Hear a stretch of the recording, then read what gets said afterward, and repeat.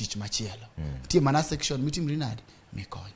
To koro kare onego gitim nang'o in kaka jalony e weche mag usuru nikech wach mar kaka fuel no mafuta to ne giwacho ni en to nyaka doga tamala 16 nikech mokwongo chama ni dho ngere luongo ni subsidies ok ne ginyal dhi godo mbele nikech nok en gima ginyalo choro nyaka sani. Koro onego gitim nang'o in kadi kuri wuo kodgi. Trevor, gima nyaka ing'e sami keto pek ok ibo yudo ji mang'eny. Mano bende adier. Sami keto yot ibro yudo ji mang'eny. Kata mani chiro ng'at ma uso same quality lower price. Tendani ng'at ma uso gima chal gi ma ng'ato wadgi uso to bende ber mana kaka ma ng'acha uso cha bende ber. To ng'acho kete bei mapiny ong'ade siling moro kata siling 2 moro. To ng'ani to we malo kacha omede siling moro 2 kata siling moro 3. Ibro dhi ir ng'a mokete pincha. Ng'acha nyalo uso mas toge rum mochako duogo dhi ower mochako duogo ka mo us mage marum itineno gi mekika. Nang'o?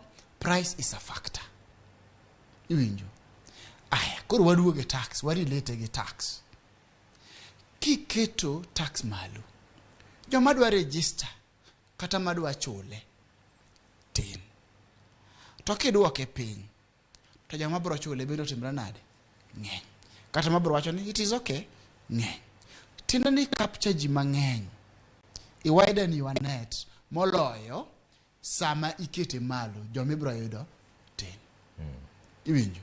Koro ka nyalo advise sirkal ta nyalo wacho ni gino in fact de gibuogo kata giwacho ni gino gikete koro ata maladi 6. Jedima bro invest in manufacturing industry. Kich fuel odok piny. To kose dok piny, japiny dhi neno maber piny kacha. Japiny dhi neno maber nang'o bi odok piny. Koro kana nyiewo ga kata mana gimoro wawacho ni mogo kata gimoro ma anyiewo ga chiel kende in a day kata chiel in a week nikech beche ni malo. Koro anyalo afford anyiewo kata 3 e juma. Nikech beche semre nade odok piny.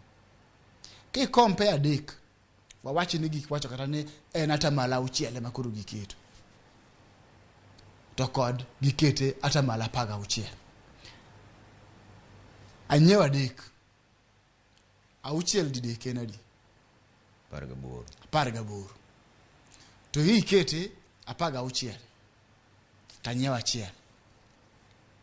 16 dichiel en adi? Kena mano. En 16. Donge. Okineka kocha that scenario kiketo matin to tinani government will leverage on quantity. Benegi paro quantity or jiadimu wa the yudo kata consumption rate the bedo nade kwa duoko bei piny through the taxes.